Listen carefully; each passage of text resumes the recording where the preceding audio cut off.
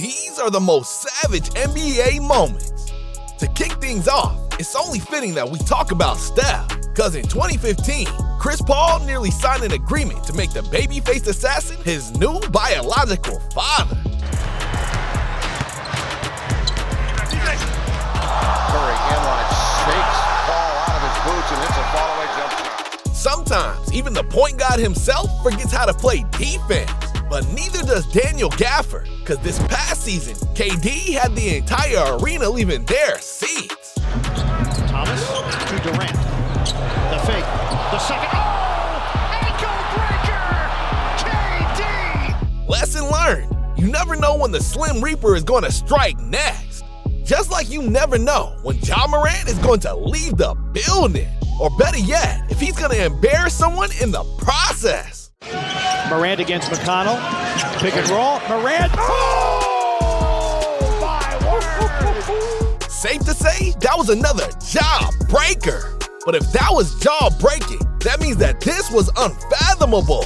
See, on November 22nd, 2019, James Harden had a point to prove against the Clippers. Because earlier in the game, Patrick Beverley was mocking Harden's best friend and then teammate, Russell Westbrook. And you already know, James Harden wasn't having any of it. So naturally, with 2 minutes remaining, he told Beverley he'd never forget. Subscribe to the channel. Well, that, and he made Beverley look like a fool in his very own stadium. Beverley watches Harden, two former teammates. Harden gets around him, fires a three, got it, and send him to the line. If James Harden ever needs an occupation after basketball, he's got a future in teaching. After all, he knows how to teach others a lesson. But believe it or not, this isn't even Harden's most impressive crossover. Far from it. Murray and Harden. Hides licking his chops. He fell down. We're gonna need a cleanup on aisle 5. That was vicious. But if that needs a cleanup, then this next crossover is a lost cause. See, back in 2013, Kyrie Irving was invited to play in the Rising Stars game. However, instead of going low-key like most players, bro went full-on sweat mode. Like an athletic, long 2-3-3-2 type of guy to defend other teams. Small forward. In just a few seconds, Knight saw his entire life flash before his eyes. But while the Rising Stars game was just for fun, June 14th, 1998 was outright war. It was Game 6 of the NBA Finals in a battle between two dynamic duos. Michael Jordan and Scottie Pippen's Bulls versus Karl Malone and John Stockton's Jazz. Yet, with time expiring, everything was out the window. Instead, it came down to a one-on-one battle between Michael Jordan and Byron Russell, with only one play standing in between the Bulls and their second three-peat. That's when this happened. Number 6. Jordan. Open. Chicago with the lead. If there's a way to end your career with the Bulls, it doesn't get better than this. That said, this next moment is about to change everything. Because at number 13, we have one of the greatest duels in NBA history. A young Allen Iverson versus an older MJ. During this, AI proved he not only belonged, but he was the future face of the league. Iverson has Jordan. The crowd is into it. Allen shakes free, gets 2! But as much as I'd like to roast MJ, I gotta give credit where it's due. AI is a certified baller. However, now it's time to transition from Michael Jordan and Allen Iverson to Lance Stephenson and Jeff Green? Because I'll never forget the time Lance Stephenson went absolutely berserk for 15 seconds. Let's just say Jeff Green was in the wrong place at the wrong time. Mitchell. Does anybody give Spider Mitchell some love? Wizards got a what's about to happen? No. There's no denying it. This was not only a legendary ankle breaker, but the reaction was even more legendary. I mean, the entire team is jumping out of their seats, while Lance is literally playing the guitar. Like, who does that? That's hella toxic. But it's still not nearly as toxic as the greatest crossover in NBA history. And to get there, we need to go back almost 20 years. It was June 6, 2001, a clash between the 76ers and the Lakers. And if you were a fan that day, you were in luck. Because not only did they watch 48 minutes of non-stop action, they were almost treated to a second period of overtime. However, that was before Allen Iverson decided he had other plans. Because with less than a minute remaining in OT, the 76ers had possession of the ball, up by 2. In other words, this was Iverson's chance to put the nail in the coffin. And boy, did he not disappoint. Bothered by Lou. Iverson. How about that? Steps over to Ron Lou. First the crossover, then the step over. Since when was the NBA R-rated? I mean, the time DeAndre Jordan thought it was a good idea to give Brandon Knight a severe case of PTSD. Here comes Chris Paul. The lob. The jam! Oh, what a monster jam by DeAndre Jordan!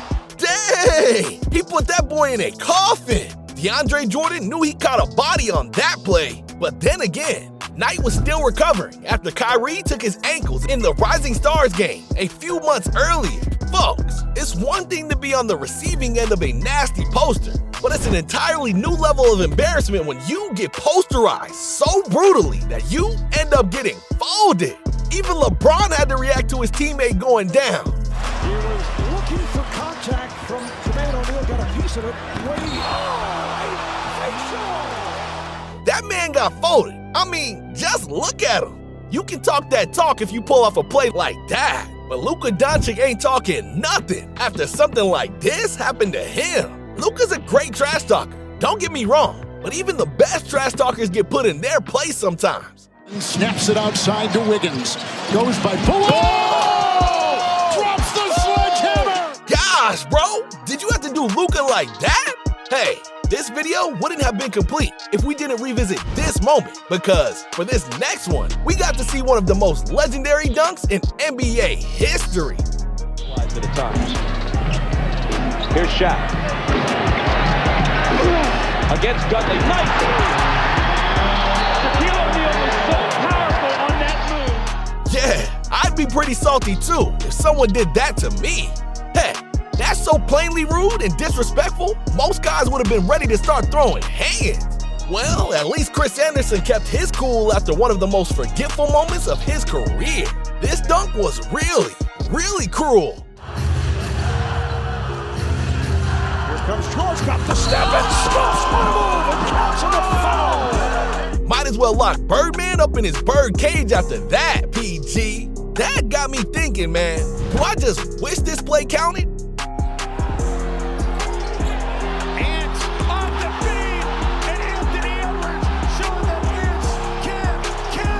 For the sake of who happened to be standing beneath the basket, maybe spare him dignity and call the offensive foul, you know? When J.R. Smith wasn't forgetting to score in finals games, he pulled off some plays like this. It's affecting Tony Parker. J.R. Smith! We just saw a man fly! Sweeping through the air. Yes, you just watched a man fly. I could have sworn that was MJ who came out of a time machine. But who said you had to be a nobody to get dunked on badly? But trust me, there's nothing bad about the rest of this video because we're diving into the rare top 3 moments to finish things up. And for this one, it happened to be on the NBA playoff stage with millions of us watching. With 6:45 remaining, Tatum drives down and throws it down! Wow! Everyone loves when a young buck steps up in the clutch moments against the best of the best. That's the moment both Tatum and LeBron will always remember.